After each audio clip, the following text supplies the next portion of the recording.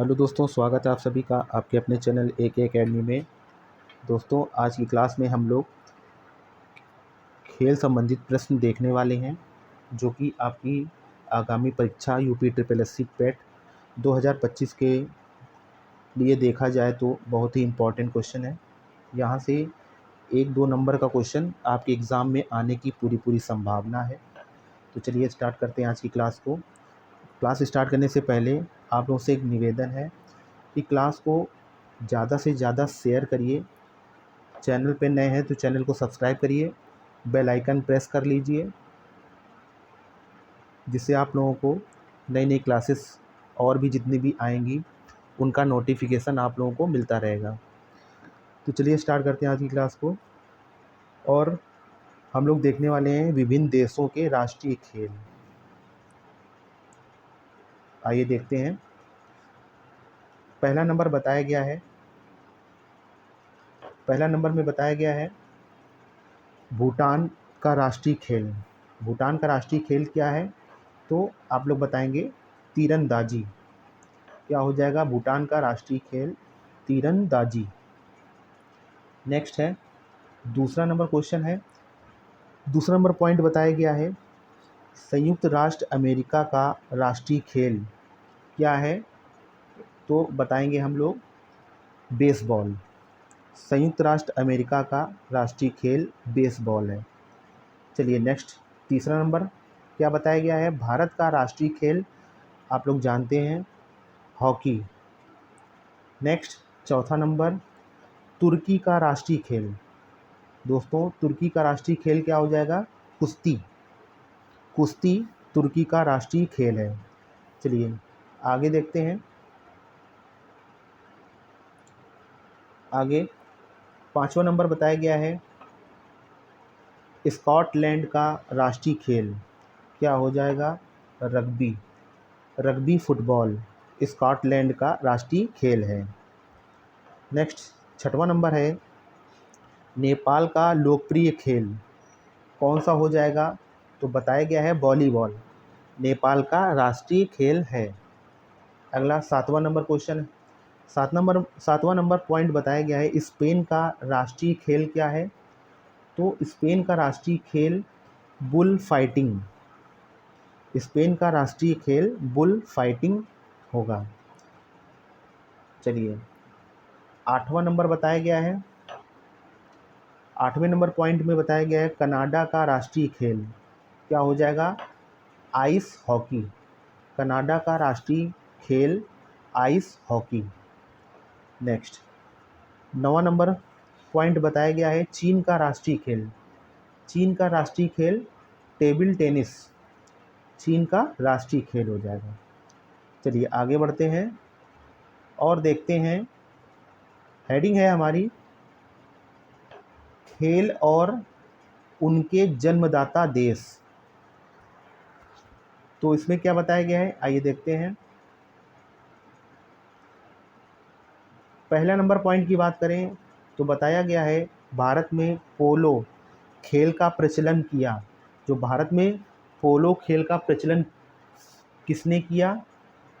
तो यहाँ पे बताएंगे तुर्कों के द्वारा, यानी तुर्क के द्वारा भारत में पोलो खेल का प्रचलन किया गया। और कहाँ पे? तो बताएंगे मणिपुर में। मणिपुर में तुर्कों के द्वारा भारत में पोलो खेल का प्रचलन किया गया, याद रखिएगा। नेक्स्ट है दूसरा नंबर बताया गया कबड्डी खेल का जन्म किस देश में हुआ? तो कहाँ पे होगा? भारत। भारत में कबड्डी खेल का जन्म हुआ। अगला पॉइंट बताया गया है शतरंज का जन्मदाता देश। शतरंज का जन्मदाता देश कौन सा है? भारत। भारत में शतरंज का प्रचलन हुआ, यानी जन्म हुआ। नेक्स्ट अगला पॉइंट बताया गया है चौथा नंबर क्रिकेट खेल की शुरुआत। क्रिकेट खेल की शुरुआत कहाँ पे हुई? तो बताएंगे इंग्लैंड में। इंग्लैंड में, यानी इंग्लैंड जो है क्रिकेट का जन्मदाता है। चलिए आगे बढ़ते हैं।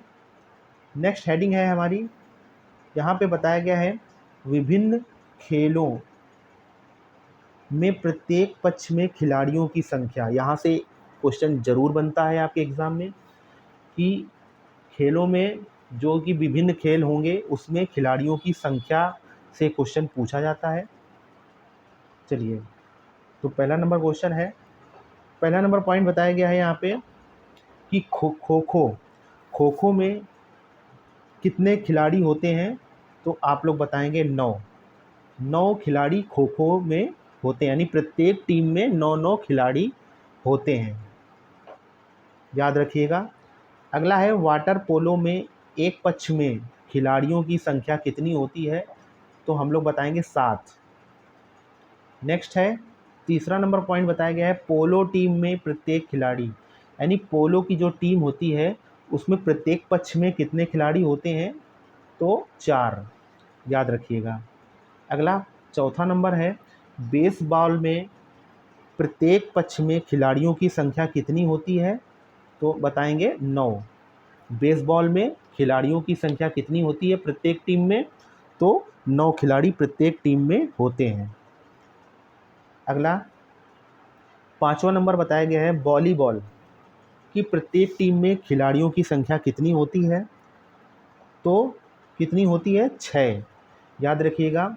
वॉलीबॉल में प्रत्येक टीम में खिलाड़ियों की संख्या 6 होती है। अगला छठा नंबर बताया गया है बास्केट के खेल में दोनों ओर खिलाड़ियों की संख्या, यानी बास्केट के खेल में जो दोनों ओर दोनों टीमों में खिलाड़ियों की संख्या कितनी होती है, तो 5-5 खिलाड़ी होते हैं, दोनों टीमों में 5-5 खिलाड़ी होते हैं बास्केट में। बास्केटबॉल जो होती है, यहाँ पे बॉल और लिख लीजिएगा, बास्केटबॉल में प्रत्येक टीम में खिलाड़ियों की संख्या 5-5 होती है। अगला है नेक्स्ट 7वां नंबर, आइए देखते हैं क्या बताया गया है। कबड्डी में खिलाड़ियों की संख्या कितनी होती है, इंपॉर्टेंट पॉइंट है, याद रखिएगा 7। कबड्डी में प्रत्येक टीम में खिलाड़ियों की संख्या 7 होती है। नेक्स्ट 8वां नंबर बताया गया है फुटबॉल में खिलाड़ियों की संख्या कितनी होती है, जो फुटबॉल में प्रत्येक टीम में खिलाड़ियों की संख्या 11 होती है, याद रखिएगा 11। नेक्स्ट है 9वां नंबर क्वेश्चन, 9वां नंबर पॉइंट बताया गया है हॉकी में खिलाड़ियों की संख्या कितनी होती है, तो 11। हॉकी में प्रत्येक टीम में खिलाड़ियों की संख्या 11 होती है। नेक्स्ट 10वां नंबर, सभी लोग जानते हैं क्रिकेट में खिलाड़ियों की संख्या कितनी होती है, 11। क्रिकेट में जो दोनों टीमों में प्रत्येक टीम के खिलाड़ियों की संख्या 11 होती है। अगला 11 नंबर क्वेश्चन, 11 नंबर में बताया गया है नेट बॉल में खिलाड़ियों की संख्या कितनी होती है, तो आप लोग बताएंगे 7। अगला 12 नंबर पॉइंट में बताया गया है रग्बी फुटबॉल में खिलाड़ियों की संख्या दोस्तों कितनी होती है, 15। इस खेल में सबसे ज़्यादा खिलाड़ियों की संख्या होती है, प्रत्येक टीम में 15-15 खिलाड़ी होते हैं, किसमें, तो बताएंगे रग्बी में।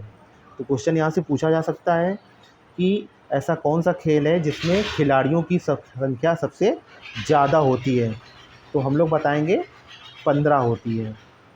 चलिए नेक्स्ट, यहाँ पे अगला बताया गया है खेल और खेल की अवधि, यानी खेल के नाम यहाँ पे बताए जाएंगे और उनकी समयावधि कितनी, यानी कितना टाइम पीरियड होता है।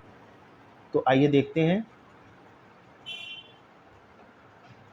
यहाँ पहला बताया गया है पॉइंट अंतर्राष्ट्रीय फुटबॉल मैच की अवधि, यानी अंतर्राष्ट्रीय फुटबॉल मैच की अवधि कितनी होती है, समय टाइम पीरियड कितना होता है, 90 मिनट। फुटबॉल मैच जो होता है उसका टाइम पीरियड कितना होता है दोस्तों, 90 मिनट। अगला है दूसरा नंबर क्वेश्चन है अंतर्राष्ट्रीय हॉकी मैच की अवधि कितनी होती है, तो 70 मिनट, याद रखिएगा।